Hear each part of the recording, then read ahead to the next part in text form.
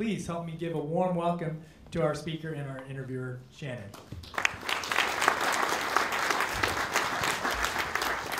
Well, it's great to be with you all this morning. Bruce, great to be with you. Great to be with you too. Looking forward to talking about this book, talking about Peter, talking about, as Steve said, a very different application of Peter's thoughts and writings outside of an organizational framework into a real kind of personal life direction framework. Right, exactly, yeah. And I think we were set up. We have 40 minutes to find at least one genius moment. So it's a lot of pressure. Yeah, so the bar's high. Well, before we get into the content of the book specifically, why don't you talk about how you were first introduced to Peter and what attracted you to his work, to his writings, to him as a person, to pursue what became the background for this book. Thanks to you all for coming, and thanks to KPCC, and Steve and Kathleen and Shannon have been just so great to work with. As Steve mentioned, I'm not doing it now, but for 21 years I was a corporate librarian at USA Today newspaper in Washington, and I was introduced to Peter Drucker's works in library school, which is sort of a semi-unusual route to do it, especially to someone who later did a book. So for me, it was a very long period of time.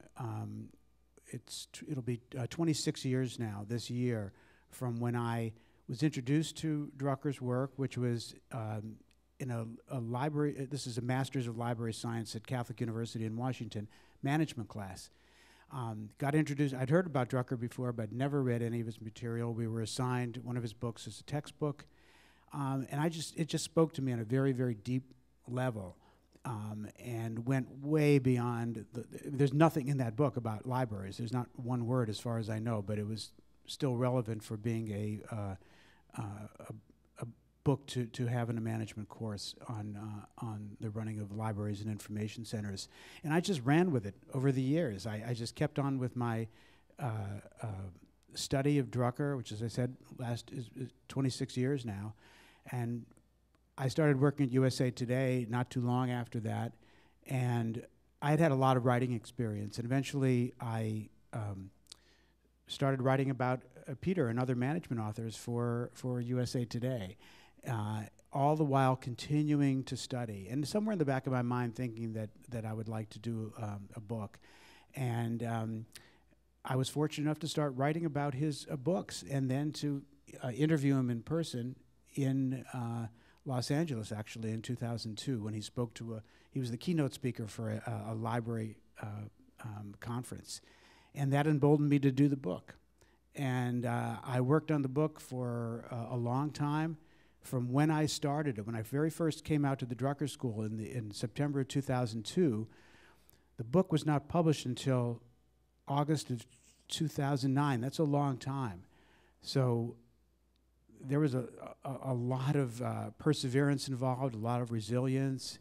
And one of my regrets, as I was saying to someone earlier, one of my regrets is that Peter didn't live to see the book.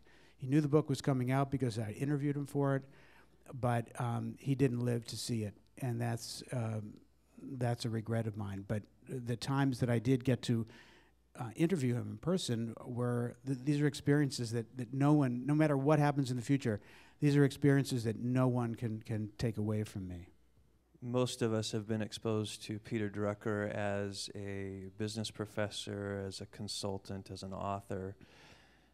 But you saw in him a person with sage advice on what you call this book, living your life in more than one area, more than one world, excuse me. Did you know that was going to be the topic of your writing when you began, or did it sort of evolve as you spent time with Peter and spent time with his writings? I knew that the topic was going to be Drucker and the individual, because let's face it, Drucker and the organization had been done. It had been done by him. It had been done in other books. I didn't need to go over that ground again. I did some of that in my writing for him about him in USA Today and about his work, but I felt what really spoke to me was this whole idea of Drucker and the individual. of how you can apply it in your own lives. And I kept waiting for him to do a book on this. And I kept waiting and waiting and waiting, and I thought, well, I'm going to do it. And I'm in the book, I say, and I'm only half jesting here, that it's the self-help guide that he himself never wrote, and the next best thing to being mentored by him. So I knew that I wanted to do the Drucker and the individual piece, and I felt that my contribution was going to be putting a framework around his material for the individual. It's not like he didn't write about it. He did. But it's in a number of books. It's in a number of articles. It's a number of interviews. It wasn't pulled together in one place. I would say the closest that it was pulled together was a great book that I'm sure a number of you have read from the mid-'60s called The Effective Executive. But that's really, and it's a wonderful, wonderful book. It deserves its classic status. However, that's very, very just workplace driven. This larger piece of the puzzle is what I did. And so not only did I put this framework around it that we have in the book, but in one of these great cosmic moments, Drucker said something to me in an interview at the Drucker School that became this idea, this unifying framework of living in more than one world. And he said that as I'm listening to his responses, and this was actually on video, and there's a trailer to the video on my website. I said to him something like, well, what I think I'm hearing from you is that people shouldn't be overly focused on one area of life, no matter what it is. That you should think of your friends, your family, the various organizations you belong to, all sorts of things, your outside activities beyond work. And he said something that I'd never heard before, and I never heard it afterwards. And he said, the people, he didn't want to use the word happy. He said happy was too big of a word. He said the people who are most satisfied and content in life, in his estimation, he met a lot of people in 95 years. At that point, he was 92. And he just said this great phrase, where people who lived in more than one world. And then as we were doing the book, we felt that would be a good unifying theme. To have all these different activities in your life, how do you pull all these things together? And he, just this metaphor of living in more than one world, I felt was very, very powerful. So I knew I wanted to do the individual, but his kind of gift to me was during that interview saying living in more than one world. I think it's a timely discussion to think about things like contentment, to think about how we pursue a life that brings us satisfaction. We're certainly going through, continuing to go through a very challenging time in our country and our world. Right. I heard on the news last night that I think antidepressant use is up about 400% in the last 3 years. Mm-hmm. So you give a quote from Peter Drucker a couple of places in the book.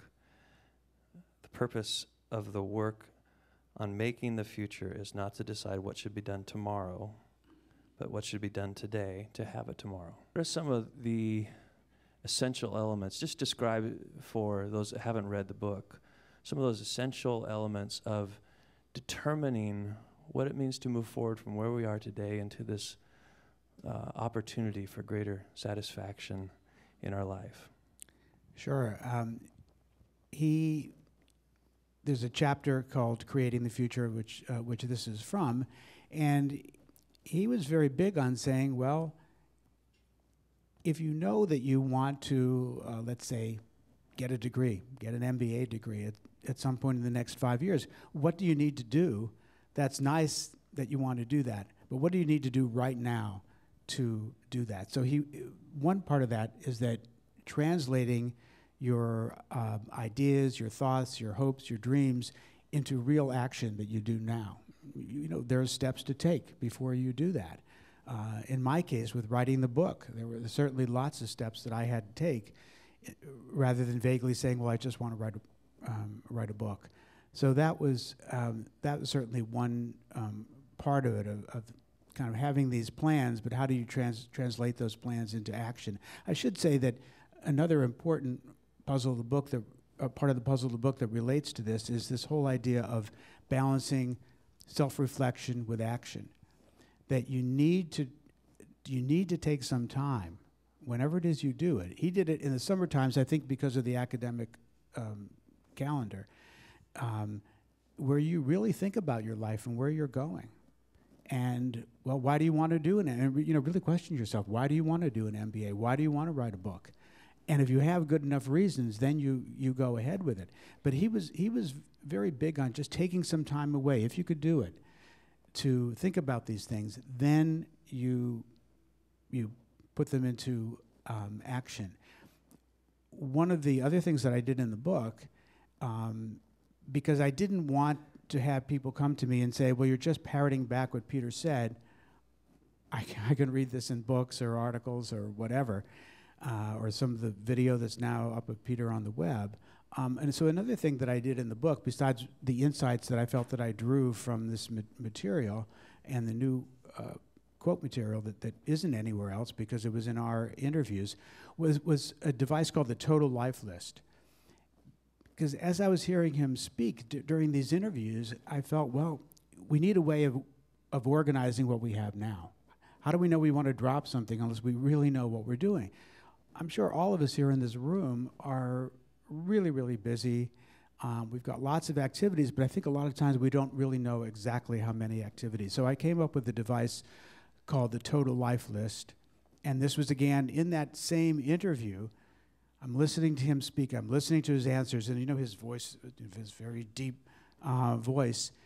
And I said, this just came to me. I said, well, I think what you're talking about is one's total life. So when I came back to start working on the book, I developed this idea of the Total Life List, that there are 14 areas that are in the book. And by the way, I'd be glad to share with anyone if you just email me at rosensteinbruce@gmail.com. I'd be happy to email you what these 14 areas are. But where you really look at the activities in your life and the people within those activities, so you can really see where you're standing from. And where are you going to make the time then to do this? If you want to, let's say, start a degree, the time's going to have to come from somewhere. So that was another thing that I felt was important to do in the book, was to figure out what's going on in your life. And I feel that Drucker also felt that a lot of people would be too overweighted in the area of work, and have all sorts of reasons of why, well, they had to spend 24/7 at work. And gee, we'd love to do some of these other things. My guess, Shannon, is that you're a real busy guy, but yet you make time to do some of the things that were talked about in Steve's introduction. And it's great singing. I'm a big music guy myself, although not a singer. Drucker was a big music person. But that still, even really busy, accomplished people figure out ways to make this time, and to make time for things like reading. I always love when people say, well, I'm too busy to read. I can't read books. And I don't think Drucker would have a lot of patience with that. I really don't. So I think it's very interesting of just saying, well, let's figure out where we are now. Then we can figure out where we're going beyond that. The other thing I'll say about the Total Life List, in the sense of something that becomes important that you don't necessarily think is incredibly important. When I was doing the book, initially, in my first draft, I really downplayed this idea of the Total Life List. It was just one part of one chapter. So it was there, but it wasn't a really big element. And when I showed it to my editor, she said, no, this is very important. You've got to make, and I don't like this term, but you've got to make this the deliverable at the end of the book. Something that people would have filled out, or at least gone away towards filling out at the end of the book, and use it as a device in every chapter and change it in different ways from chapter to chapter. So again, it's one of these things that until you get into a process, you don't necessarily know. If it was left up to me in the first draft, it wouldn't have been as good. I'm glad you brought up that self-reflection piece, because it seems to be such a core component of really determining next steps. Right. we're known as a society for spending some time doing that organizationally, but being quite poor at doing it for ourselves. And without necessarily needing to see Peter's routine as a model for every person, could you go into a little more depth about how Peter approached that routine of self-reflection and what it allowed him to do as he used that tool of determining what was next for him? He said that at some point during the summer, because remember he had these incredibly busy schedule. I'm sure that as busy as all of us are, Peter's schedule, even into old age, was probably even busier, where he taught at the Drucker School. And by the way, wouldn't it be great to teach at a school named after you? I think that's like such a great thing. So he taught at the Drucker School. He was a consultant, and in his later years, he restricted the amount of clients he had. So if you wanted to be his client, you came to Claremont. You know, he didn't go to you. You came to Claremont, and he was a writer. So he wrote, I think it was 39 books, and as an inspiration, I feel, to all of us, the majority of those books came out after technical retirement age, after 65, which, I mean, Drucker just blew by 65. Retirement meant nothing to him. He never retired, really, for all intents and purposes. So he wrote all those books, and also he wrote, for those of us who write, and you know, it's tough to get into big-name journals. So Drucker regularly wrote for the Wall Street Journal, Harvard Business Review, Atlantic, Forbes, Fortune. I mean, not just every once in a while, but wrote for them on a regular basis. So he was doing all these different things, but in the summer, he would take time, and he would say, here's what happened during the past year, here's what I thought would have happened originally, and here's how they met. And he would adjust. He would adjust with that. One of the really great things that he did in this idea of the reflection of just saying, hey, this isn't working anymore, I'm not going to do it, was he wrote 2 novels. I don't know if everybody here knows this, but he was a very learned man, obviously, and he was very into literature. And he always wanted to write novels. And he wrote 2 novels, which are, I mean, they're okay. They're not really, I have to say, I don't think they're great pieces of literature. There are certainly parts about them that are really good. But these were really dreams of his to write these novels. And they came out when he was in his 70s, through, at the time, Harper and Row. And he got it out of his system to do it. But he didn't do them after. You know, they got sort of, I would say, tepid reviews, and they sold okay. They're out of print now.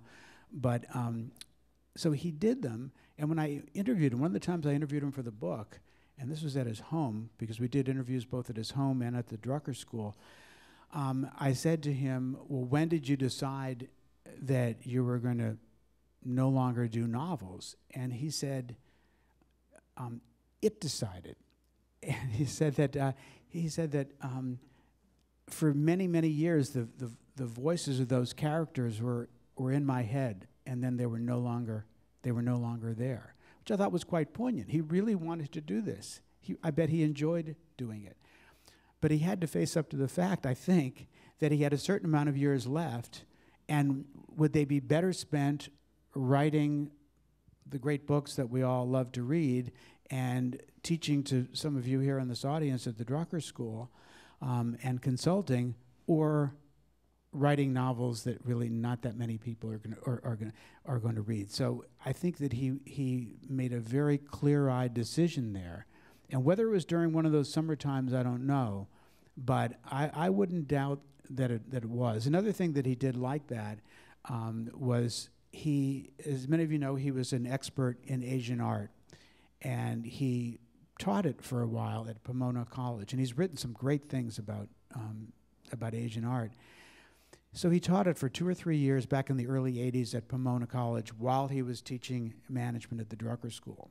And he just came to this realization that he just did not have time anymore. And I saw the letter that he wrote to, I guess, the dean or the president of the school, this very gracious letter, because if you've seen any of his correspondence, and as he was in person, he was a very, very gracious man. So this very gracious and eloquent letter about why he just had to reluctantly stop teaching this course. So these are hard decisions to make, but he made them. He probably could have kept on doing them. So I think that should be an inspiration to all of us, that if Drucker could do it, that we can do it. One of the themes that I think moves through the book that you pull out of Peter's life, one you referenced already, is that this mixing of personal and professional, not defining ourselves merely professionally, which we as a culture have had quite a tendency to do. Additionally, there was this idea of teaching and learning, and that there was kind of a reciprocal relationship between the two. Right. Peter was always a learner, and in many ways always a teacher. And you bring that out as a theme in the book of a way that we can find satisfaction. So talk about that principle of teaching and learning as a way to move forward. One of the things that I picked up from Drucker years ago was that they're interrelated themes. One is the idea of the parallel career, which we also talk about in the book, and he talked a lot about in his books. And then the other is the idea of teaching. So just to use my own example here, of something that this totally came out of Drucker, and this was years ago, back in the early mid-90s, I decided that I wanted to build a parallel career as a teacher. So I was working at USA Today at that point, and at this point I was just about starting to write, but I was working in the library, and I was able to go back to my alma mater, to Catholic University, and start teaching as an adjunct, which I still do. I've been doing it for about, I guess, 16 years or so. And for all the reasons Drucker said, you learn more about your subject when you teach. You interact with people in a different way when you teach. Different parts of your personality and your being come out when you do this. So again, it's not something, in my case, I do it once a year. But other people, it plays out different ways. I think that it's fairly common now for people to do some form of adjunct teaching or guest lecturing, which is something else that I talk about in the book.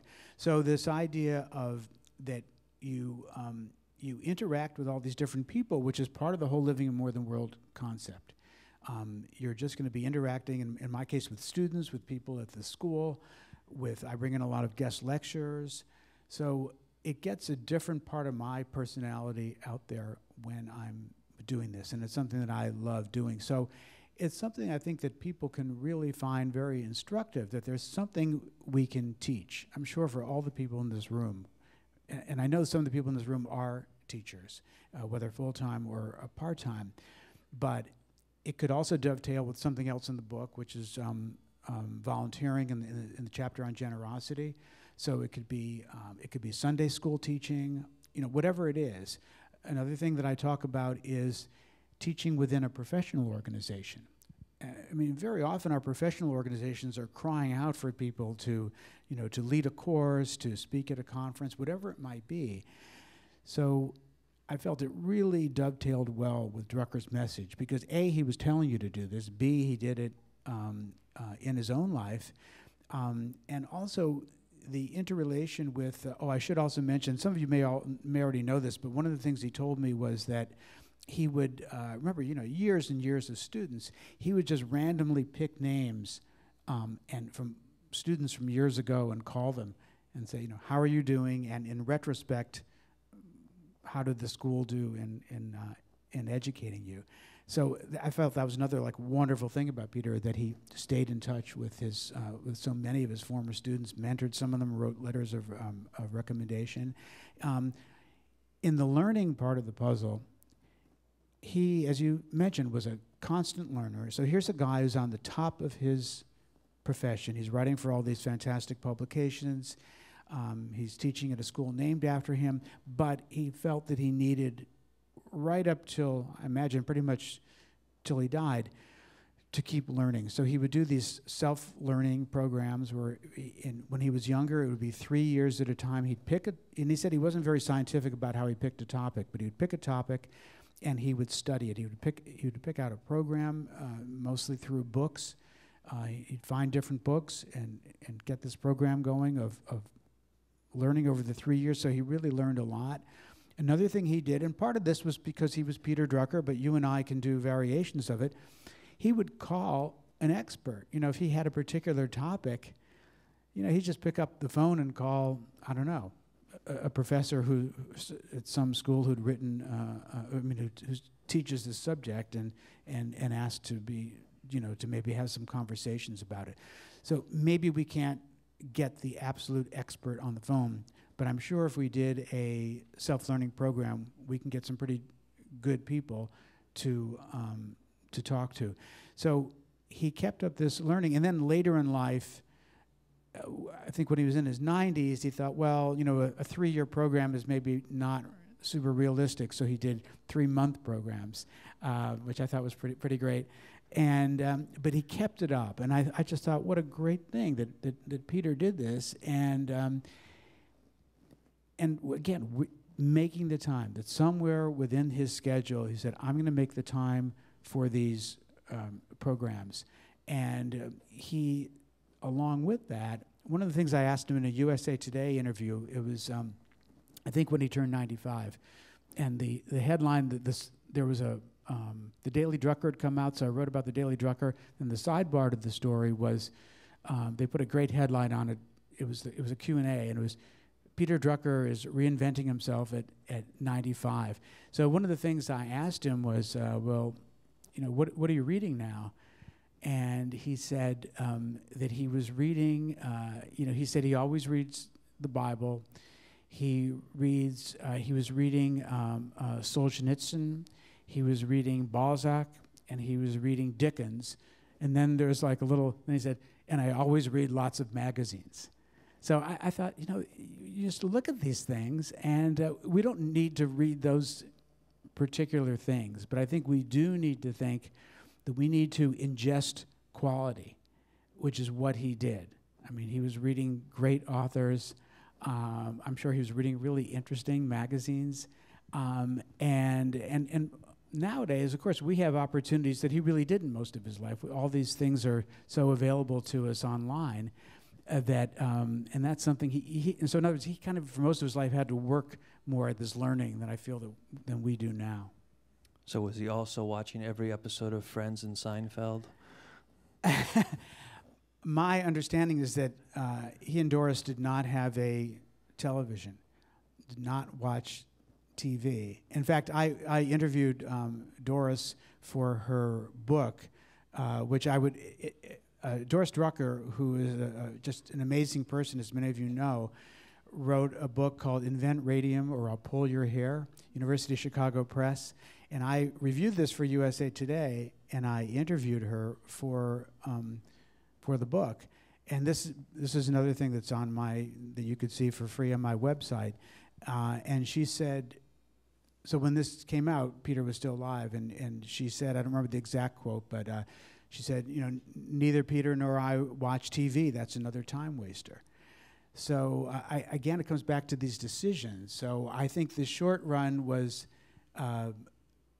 no, he wasn't doing that. But I will bet that he was listening to a lot of radio. And I'm not really trying to plug the station here, but I bet that that's really part of what he would do. Is he would bring in all these things. He was so interested. I kind of call him the patron saint for intellectual curiosity. So again, these are things that to me were he's the ultimate role model for what all of us are, and a name that he came up with, which is the knowledge worker.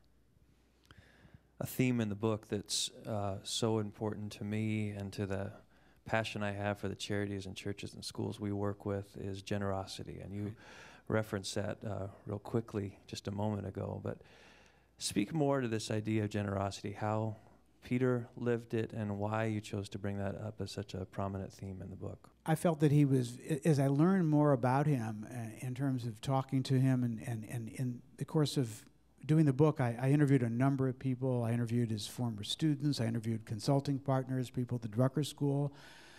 By the way, all of that became just background. We made the executive decision an editorial decision not to use any of those other interviews at all, and just use the only quotes really are from Peter.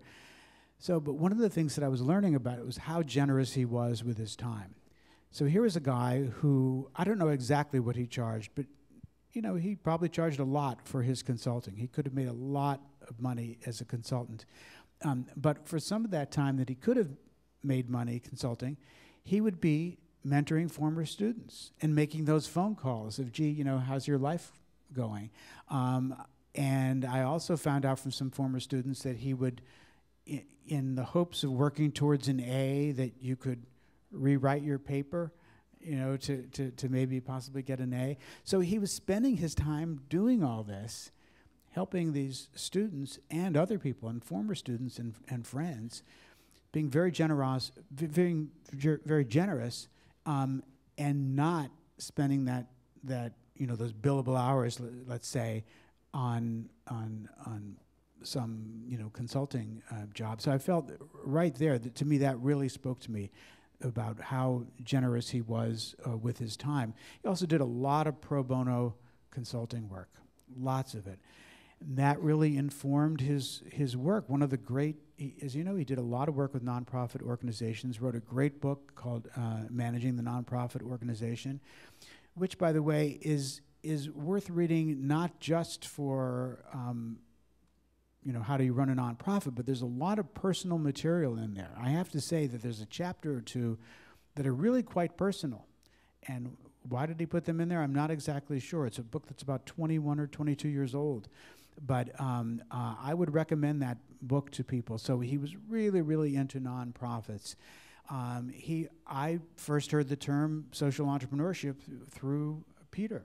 It's obviously a very hot term now. It's a very hip thing to be a social entrepreneur, but he was really early into that game of knowing about it, knowing the people involved and what you do in social entrepreneurship. So we felt there were just so many themes with generosities where he wasn't using that word. It was a word I tagged for an organizing theme for a chapter to bring these things in about volunteering. He said, if you have areas in your life that you're passionate about and you want to, it's not part of your main work, well then go find an organization and do volunteering. Do, as we said, Sunday school teaching, whatever it might be within that area. But there were a number of areas. I should also mention something where an area that's pretty, I would say, hot now that we put in the book that wasn't a huge area for Peter, but we felt it really worked within the context of the generosity chapter, which is servant leadership. And the reason I felt justified putting it in was that Peter wrote the foreword. He didn't write a lot of forewords, by the way, but he wrote the foreword to one of the books on servant leadership by the founder, the father of servant leadership, Robert Greenleaf, fantastic writer. And Peter and Robert Greenleaf were friends. They were neighbors in New Jersey. Before Drucker came to the, what's now the Drucker School, before he came to Claremont in 1971, he was, I think 62 years old or something like that at that point, and he had taught at NYU and other places before that. So he was teaching at NYU in New York City, and he was living in Montclair, New Jersey, and he was a New Jersey neighbor of Robert Greenleaf, and they became friends, and I think Peter did some speaking. Robert Greenleaf was a human resources executive for AT&T, and then got this idea for servant leadership, this wonderful thing now, which only came out in the early to mid 70s, and now is just this burgeoning concept. So Peter wrote a great, I forget the name of the book, but maybe it's even on the web on Google Books or something where you could look at Peter's, it's either an introduction or a foreword, but it just fit so well, I felt, with this whole concept of generosity that we put that into the book. Well, so we only have a few minutes left before we take some questions. So maybe my last question, unless you are quick, is how have these principles impacted your life? Your exposure to Peter Drucker, the thinking about the total life list, how have they made a difference in your work, your living in more than one world? They made a big difference. Part of it was validating things that I felt that I was already doing. And as I said, some of them were really came from Peter in terms of things like parallel careers. it also became a really driving, the whole idea of Drucker, the whole spirit, and that's something that I hope came out today in this conversation, is the idea of following through and learning from the Drucker spirit. So I felt that in doing the book, which was a huge undertaking, I do want to do other books, but it's my first book. You have to start somewhere. And I felt that in some way that I had to be true to these principles. And part of it was the resilience that I needed in doing the book and in learning, well, what needs to be done in order to get a publisher. And then now, as Steve mentioned, the book is out worldwide. And so I felt that the idea of these Drucker principles, of this very focused idea of working towards something that you really believe in, but figuring out how it is you're going to do it and really thinking about why you're doing it. Because if I didn't really have a good reason for doing this book, I mean, I just wouldn't do it. It took so much work. It took so much time, so many resources over such a long period of time. I had to fight through a certain amount of resistance. At the beginning, no one was asking for this book at all. After Peter died, then there was a little bit more interest, and then once I had a book contract, we were able to get it out in time for the 100th anniversary of his birth, which was in 2009. So I feel that these are animating principles for me, and there is just a theme within this idea of Drucker and the individual of being a better person. Work's part of it, but at work, outside of work, this entire life, living in more than one world, being a better person, thinking about at the end of the day, just for a few minutes, what did I do today that really helped me move on a little bit? And I think of those things, and I really do think of this whole idea of Drucker. I mean, I read all sorts of people, and as was mentioned, I'm this wonderful position now as managing editor of Leader to Leader, and get to work with all sorts of fantastic authors. So I read lots of management books, lots of leadership books, lots of self-help books, and I enjoy all of those things, and books and articles and things on the web. But I always come back to Drucker. I just always do, and I feel that's what's pushing me on. I'm conceptualizing the second book now. I was at the Drucker School back in November for a couple of days of really focused research in the archives. When I first started on the book, the archives were not yet digitized. So my first trips to California it was a lot more labor intensive. Now I will put in a plug for the archives. You can go online. They have this wonderful thing that they did with the Hanno Library, where they've digitized much of the archives. But what I was looking at in November were the things that are in copyright that could not be digitized. So I was there for that. I was there for Drucker Day. So I'm not an alum of the school, but I've been to a number of Drucker Days. They're wonderful learning experiences for me, and they're wonderful networking experiences for me. So I am gathering material both in my mind and in printed form and in digital form for book number 2. Can you give us a few steps that we could take from today if we were going to begin today for tomorrow to think about living in more than one world and pursuing that life of satisfaction? Really figure out where you are now, and whether you can use the total life list or you cannot, but really figure out what you're doing, who you're doing it with, and then start thinking about, in a really focused way, about where maybe you want to write a book, or maybe you want to write another book. How is that going to happen? So I would say first do it as an organizing principle about what you're doing now, and then you may have to make some hard decisions about things that either could be scaled back or dropped, which Drucker called in an organizational sense systematic or planned or organized abandonment, but we have it for the individual in the book.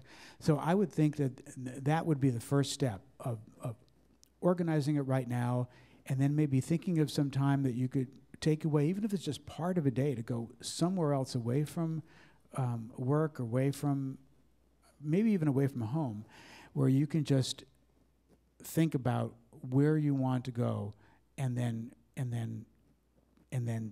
take action based on that, but only take action based on what you've thought. Another thing too is really, you know, thinking of Peter, of what you're going to read in Drucker's books. I have a reading guide to Drucker at the end of the book. There's also amazing amounts of material online about Drucker. But thinking about, well, what of Peter's works can I read that are going to help me in that sense, both myself as an individual inside of the workplace and outside of it? Well, we're going to take some questions. Bruce, having spent some time with Peter, what were one or two things that surprised you about him as a person and just your overall experience with him? One of the things that surprised me was that he was, even though he had this very grave image and this kind of forbidding image, I felt, was that he could say, you know, very funny things, and he could be, I mean, I knew he was quick-witted from seeing him speak, but when you see that in a personal sense, I thought that was just, you know, that was very instructive to me. One of the things that, one of the anecdotes that I like to tell is when we did the video, when at the Drucker, in the building that's, you know, now the Drucker Archives building, and it was, let's face it, it was towards the end of his life. As a matter of fact, it was 7 months to the day before he died. And, you know, he was not in great physical shape at that point, but he was so generous to me that day, as speaking to me for over an hour for this video. But he was very experienced doing videos. I was not. Many, many years he did videos. So we're sitting, maybe kind of like Shannon and I are sitting while, you know, we're doing the mics and everything, and the video people are setting up. And he said to me, well, what should we call each other? Because this was something we knew that we wanted to put on the web. As I said, it's on the web now. What you see on the web, by the way, is just Peter. When I do appearances sometimes, I show the full 20-minute edited version, which is me and Peter. So I had not thought of that. He said, what should we call each other? And I said, well, how about if I call you Dr. Drucker? And he said, no. And I said, well, how about if I call you Professor Drucker? He said, no, I hate that. And then there was just a pause there. And then he said to me, how about if we just say Peter and Bruce? And I said, it's okay with me if it's okay with you. And it was just, what a great thing, you know, a very casual way of doing this. He also, in the sense that I felt I passed a test in this USA Today interview, we were both staying at the same hotel. How many people have been to the Westin Bonaventure in Los Angeles? Anyone ever been there? This guy, he told me on the phone, he said, well, something like the layout, have you been there before? I said, no. And he said, well, the layout is sort of strange. You'll see what I mean when you get there. But the whole idea was, he hadn't met me at that point. We had done some interviews, but he hadn't met me in person. And this was for a feature story in USA Today. And he said, we'll meet at the bar for drinks and, you know, take it from there. You know, so he was just saying, I'm not going to really necessarily give you a lot of my time. But when I got there, and USA Today had also sent our top, I still say our, even though I haven't been there in 8 years, the top photographer from in Los Angeles was there with me. And so Peter right away saw this was a much more, it was sort of ratcheted up. And so the photographer's taking photos, we're talking, and we never even did the drinks. You know, we sort of stood around the bar for a few minutes, and then he said, well, let's do the rest of the interview in my room. So we went up to his room, photographer came up, photographer did maybe however many shots that he needed to do. He left, and then he said, there was a Japanese, at least in those days, a Japanese restaurant in that building. He said, you know, let's have dinner and do the rest of the interview there. So 4 hours before he was to give a keynote in front of several thousand people the next morning. So I felt, gee, this is great. I passed a test from Peter. Thank you, Steve. Yeah, this is more of a data point than a question, because I haven't looked at your book yet, but I did get to take one of the last courses that Peter taught, and I came away with that excited But I also got, I think what you got out of it is don't let your obligations interfere with doing what you really like to do. And so it was like, go out and just do things. Don't feel that you can't do this, you have to do just that. Look at the rest of the world. And I got that from Peter, just in that one course. Thanks for saying that. And I'm glad that he actually said those things to his students, because I do feel that he felt there was just so much to life. We only have a certain amount of time that we're given, and we should identify those things that really mean something to us. There's a great article that I reference in the book that I would ask all of you here to read at some point. It's from 1952, originally in Fortune magazine, called How to Be an Employee. Great title. And he said that it was from an ideal but undelivered commencement address. So he's talking to people as they're graduating. Here's how you should live your life. It's also in a book, unfortunately not the most recent edition, but the earlier edition of a book called People and Performance, a compilation of his work. And it speaks so much to what you just said, because he talks in there about, here you should have a life outside of the workplace. You should not just dabble in things, but find something you're really like, let's say maybe playing music or doing art or dance or whatever it might be, and really kind of pursue that. And as I mentioned in the book, think about this. He wrote this, 1952 was really sort of the gray flannel era, the organization man and William White's words.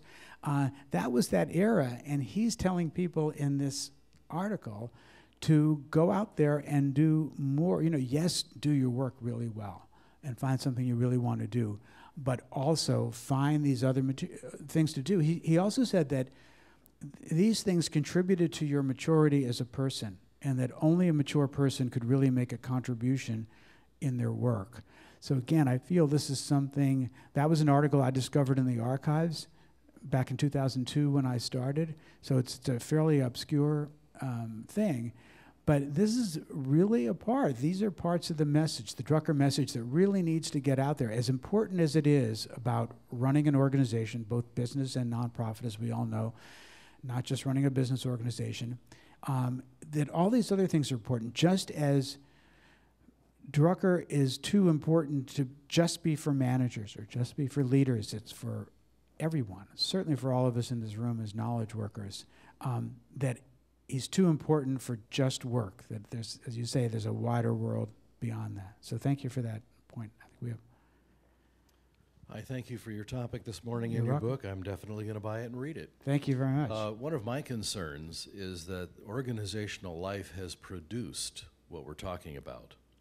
What would you say to business leaders with respect to this subject, how we can release our employees to become more human?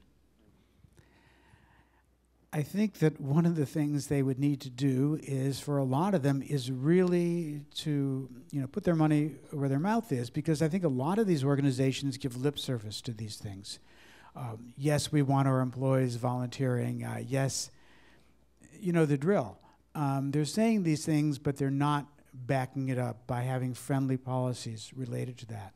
So I would say to them that your employees will be capable of doing even better work if you give them some time to volunteer, or that they're not chained 24/7 to the workspace, to do something like volunteering to develop another area, like maybe learning a lot about music, teaching art, something like that, that it's going to make them a better all-around person, and it's going to make them better in the workplace, that they're not going to get burned out, as so many of them are, by just pursuing this 24/7 thing in the workplace. So I think that that's certainly one of the things I would tell people. I would further say that by doing these things, they just learn more and they grow more as people. Drucker said this. Drucker said that by doing some of these outside activities, let's say volunteering, you may get a chance to become a leader in that area. And maybe you're not going to get that training within the workplace, but you're going to get it through your volunteering. Google, for instance, allows you to spend 20% of your work time on anything you want. Right. There were 34,000 applicants to take 700 Google jobs in the last calendar year, and I think they definitely hire the best of the best, so they may be a prototype of what we're talking about. Right, and there is an article, I think it's in Newsweek originally, it's probably still up on the web, from 2005, I believe, probably not long after Peter died, of the Google executives. I think it was Eric Schmidt and Hal Varian saying that really they partly managed their business based on Drucker principles. So you're perfectly correct about that.